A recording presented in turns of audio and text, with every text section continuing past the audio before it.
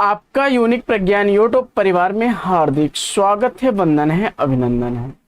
प्यारे साथियों, अगर आप टीजीटी पीजीटी जैसे प्रोक्ता एलटी ग्रेड के अलावा या किसी भी वनडे एग्जाम की तैयारी कर रहे हैं तो आपके लिए प्रैक्टिस सेट होने वाला है काफी लाभकारी। तो आज के इस प्रैक्टिस सेट कॉल करना प्रारंभ करें उससे पूर्व अगर वीडियो को पहली बार देख रहे हैं तो आज चैनल पर नए हैं तो कृपया चैनल को सब्सक्राइब, वीडियो को लाइक और शेयर करना बिल्कुल ना भूलें। तो बिना समय गवाए प्रारंभ करेंगे आज की पाठचर्या और देखेंगे पहला प्रश्न।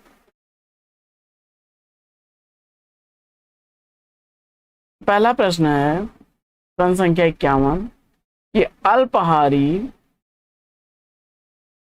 अल्पाहारी शब्द के लिए उचित वाक्यांश इसमें से आपको चयन करना है। तो इसमें जो फल खाता उसे फलाहारी कहते हैं। तो विकल्प ए, विकल्प सी और विकल्प डी को छोड़ करके विकल्प बी जो कम खाता है को चयनित किया है आपने। तो बिल्कुल सही जवाब के साथ हैं आप। विकल्प इसका बी बिल्कुल राइट आंसर है। आइए बढ़ते हैं अगले प्रश्न की तरफ और देखते हैं प्रश्न संख्या 52। लज्जा किस लेखक या लेखिका की कृति है? तो लज्जा की लेखिका आपने अगर सेलेक्ट किया है विकल्प ए, विकल्प बी, विकल्प डी को छोड़ करके तस्लीमा नसरीन को, तो विकल्प बी बिल्कुल राइट आंसर। अगला प्रश्न है आटे दाल का भाव मालूम होना मुहावरे का अर्थ क्या होगा? आटे दाल का भाव मालूम होना मुहावरे का उचित अर्थ अगर आपने सेलेक्ट कर लिया है कष्ट का अनुभव होना, तो डी विकल्प बिल्कुल सही उत्तर है इस प्रश्न का। अगला प्रश्न है कि शीशम शब्द का लिंग आपको बताना है, यानी शीशम का लिंग क्या है इसका आपको जवाब बताना है। और इस प्रश्न का उत्तर अगर आपने चयनित किया पुल्लिंग, तो ए विकल्प बिल्कुल राइट आंसर है। अगला प्रश्न है कि कदाचित शाम तक वह वापस आ जाए, इस वाक्य में प्रयुक्त होने वाले काल की पहचान करनी है आपको। तो इसमें अगर आपने संभाव्य भविष्य काल विकल्प डी को चयनित किया तो सही उत्तर के साथ हैं आप। अगला प्रश्न है कि अलंकारों के मुख्यतः कितने भेद होते हैं? तो अलंकार अगर मुख्य रूप से देखा जाए तो वह दो भेद होते हैं, शब्दालंकार और अर्थालंकार। अगला प्रश्न, रतिपति शब्द का समानार्थी शब्द पहचान करना है आपको। तो रतिपति का समानार्थी शब्द आपने चयनित किया अगर विकल्प डी पंचसर को, तो राइट आंसर है आप। अगला प्रश्न है कि लोग आजीवन टट्टू की तरह जुटे रहते हैं, इसमें टट्टू शब्द का बहुवचन क्या होगा? और इस प्रश्न का उत्तर अगर आपने विकल्प ए टट्टुओं चयनित किया तो राइट आंसर है आपका।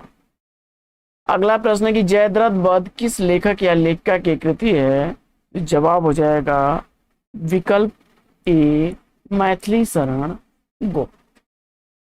अगला प्रश्न है कि याचना शब्द का बहुवचन रूप क्या बनेगा? और याचना शब्द का बहुवचन रूप अगर आपने चयनित किया विकल्प,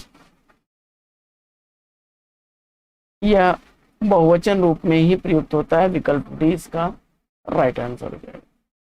अगला प्रश्न है कि उन्नत शब्द का विलोम क्या होगा?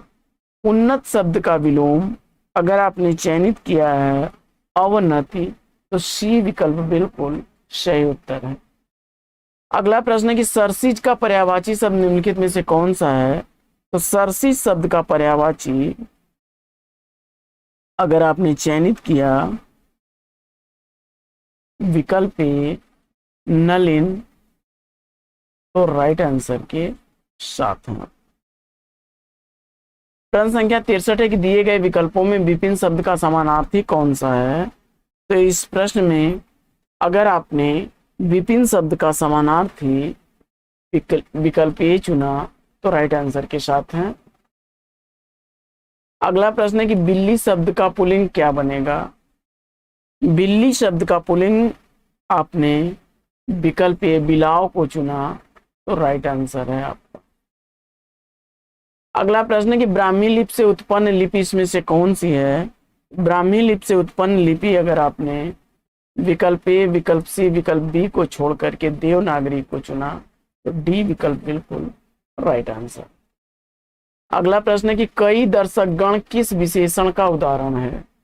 कई दर्शक गण में विशेषण आपको बताना है, कौन सा विशेषण होगा? और अगर इसका जवाब आपने अनिश्चित संख्यावाचक विशेषण विकल्प ए चुना है तो राइट आंसर के साथ हैं आप।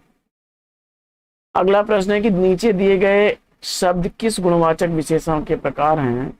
और इस प्रश्न का उत्तर अगर आपने चयनित कर लिया विकल्प डी गुणबोधक तो राइट आंसर है आपका। अगला प्रश्न है कि दिए गए विकल्पों में शुद्ध वाक्य का चयन कीजिए। तो दिए गए विकल्पों में शुद्ध वाक्य का चयन अगर आपने किया है, इसमें से विकल्प ए को तो बिल्कुल राइट आंसर है आप। भारत में अनेक दर्शनीय स्थल हैं। अगला प्रश्न है कि दिए गए विकल्पों में रिजु शब्द का विरुद्धार्थी शब्द कौन सा होगा? यानी रिजु शब्द का विलोम आपको बताना है। और रिजु का विलोम अगर आपने वक्र यानी टेढ़ा, रिजु यानी सीधा, तो विकल्प ए चयनित किया तो राइट आंसर है आपका। अगला प्रश्न है कि यह जीवन क्या है? निर्झर है। इस वाक्य में प्रयुक्त अलंकार की पहचान करिए और इसमें अलंकार के रूप में रूपक अलंकार सेलेक्ट किया तो राइट आंसर के साथ हैं आप। अगला प्रश्न है कि खटाई में पढ़ना मुहावरे का आशय क्या है? खटाई में पढ़ना मुहावरे का आशय अगर आपने चयनित किया विकल्प ए बहुत कष्ट होना तो राइट आंसर है आपका। अगला प्रश्न है कि निम्नलिखित में से कौन सा जोड़ा सही नहीं है? तो इसमें विकल्प अगर बी चयनित किया डिबिया डिबी में तो बी विकल्प बिल्कुल राइट आंसर है। अगला प्रश्न है कि बकरी शब्द का पुल्लिंग रूप क्या होगा? बकरी शब्द का पुल्लिंग आपको बताना है और बकरी शब्द का पुल्लिंग अगर आपने चयनित कर लिया विकल्प डी बकरा तो राइट आंसर है आपका। प्रश्न संख्या 74 है कि कन्नौजी हिंदी की किस उपभाषा की एक बोली है? इसका आपको जवाब बताना है। और अगर आपने इस प्रश्न का उत्तर विकल्प ए, विकल्प सी, विकल्प डी को छोड़ करके पश्चिमी हिंदी चयन किया तो राइट आंसर है आपका। अगला प्रश्न है कि उसने पढ़ लिया होगा कैसा वाक्य है? तो उसने पढ़ लिया होगा यह वाक्य संदेहवाचक वाक्य है, विकल्प बी बिल्कुल राइट आंसर। अगला प्रश्न है कि पुनर्जन्म का संधिविच्छेद क्या होगा? प्रश्न संख्या 76 का अगर उत्तर आपने चयनित कर लिया विकल्प सी पुनः धन जन तो राइट आंसर है आपका। अगला प्रश्न है कि निम्न में से संयुक्त स्वर कौन सा है?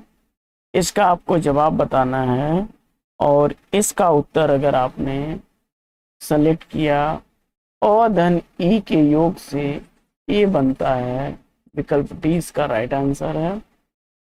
आइए बढ़ते हैं अगले प्रश्न की तरफ। और अगला प्रश्न है कि हरिपद कोमल कमल से जो सबको सुख दे। इस वाक्य में इन पंक्तियों में किस अलंकार का प्रयोग किया गया है? इसका आपको जवाब बताना है और अगर उत्तर में आपने चयनित किया उपमा विकल्प ए को तो राइट आंसर है आपका। अगला प्रश्न है कि राम खाना खाएगा। इस वाक्य में कर्मवाच्य का रूप कौन सा है? तो इसमें अगर आपने आंसर चयनित किया कि राम से खाना खाया जाएगा विकल्प बी को तो राइट आंसर है। अगला प्रश्न है कि मेरा आज खाने का मन नहीं होती है। इसका शुद्ध प्रयोग करना है तो शुद्ध इसमें क्या बनेगा अंश स्पष्ट करना है, जो अशुद्ध इसमें क्या है। तो प्रश्न संख्या 80 में अगर अशुद्ध नहीं होती है, मन नहीं होती, विकल्प डी अशुद्ध है। जिसे क्षमा न किया जा सके के लिए एक शब्द निम्न में से कौन सा है? और इस प्रश्न का उत्तर अगर आपने विकल्प डी अक्षम्य सेलेक्ट किया तो राइट आंसर है आपका। हाहाकार हुआ क्रंदन में, कठिन वज्र होते थे चूर। इन पंक्तियों में रस कौन सा है? और इसका विकल्प अगर आपने बी चुना भयानक तो राइट आंसर है आपका। अगला प्रश्न है कि अनुस्वार का चिन्ह क्या है? अनुस्वार शब्द का चिन्ह आपको चयनित करना है और इसका जवाब अगर आपने चयनित कर लिया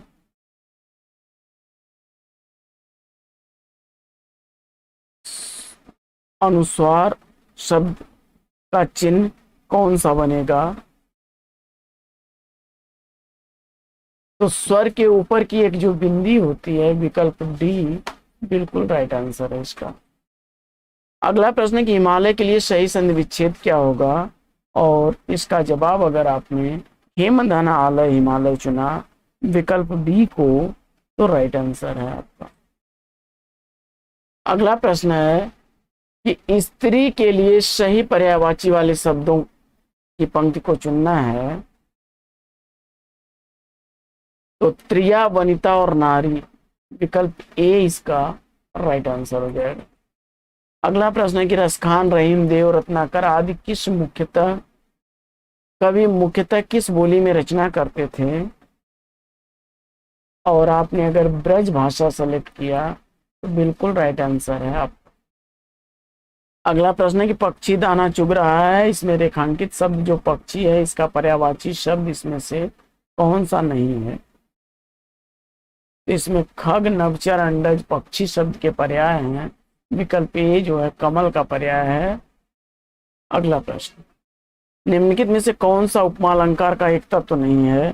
प्रश्न संख्या 88 का अगर आपने राइट आंसर चुना है विकल्प डी तो राइट आंसर उपमा, उपमेय, उपमा में उपमेय, उपमान और साधारण धर्म होते हैं, विशेष धर्म नहीं होता है। डी विकल्प राइट आंसर है।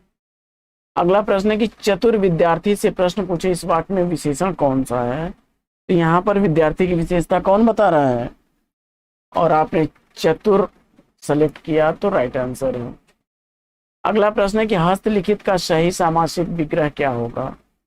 तो हस्तलिखित शब्द का सामासिक विग्रह अगर आपने चयनित किया है हाथ से लिखित तो बी विकल्प बिल्कुल राइट। अगला प्रश्न है कि निम्न में से कौन सा शब्द देशज नहीं है? और इसका उत्तर अगर आपने सेलेक्ट किया विकल्प डी तो राइट आंसर है आपका। अगला प्रश्न है कि वी शब्द जो है किस उपसर्ग से बना है? इसका आपको जवाब बताना है और इसका उत्तर अगर आपने सेलेक्ट कर लिया विकल्प सी विमुख तो राइट आंसर के साथ है। अगला प्रश्न है कि राम नाम की लूट है, लूट सके तो लूट। इस पंक्ति में के दोनों चरणों में मिलाकर कुल कितनी मात्राएं हैं? और इसका उत्तर अगर आपने चयनित कर लिया विकल्प डी 26 तो राइट आंसर है आपका। अगला प्रश्न है कि हिंदी में शब्दों के बाद जोड़ने वाले शब्दांशों को क्या कहते हैं? और इसका जवाब अगर आपने सेलेक्ट किया विकल्प डी पर सर तो राइट आंसर है आपका। अगला प्रश्न है कि क्रोध रूपी अग्नि, क्रोधाग्नि का वह कौन सा समास है? तो प्रश्न संख्या 95 का अगर उत्तर आपने कर्मधारय सेलेक्ट किया है तो बिल्कुल राइट आंसर के साथ है। अगला प्रश्न है कि उत्थान शब्द निम्न में से कौन सा सही विलोम शब्द है? और इसका उत्तर अगर आपने चयनित किया पतन विकल्प ए तो राइट आंसर है आपका। अगला प्रश्न है कि गोधूम शब्द जो है गोधूम शब्द सही क्या बनेगा? और इसका आंसर अगर आपने चयनित किया विकल्प सी तत्सम तो राइट आंसर है आपका। अगला प्रश्न है कि निम्न में से कौन सा शब्द तत्सम है? और तत्सम शब्द के रूप में आपने सेलेक्ट किया आलस्य विकल्प ए तो राइट आंसर है आपका।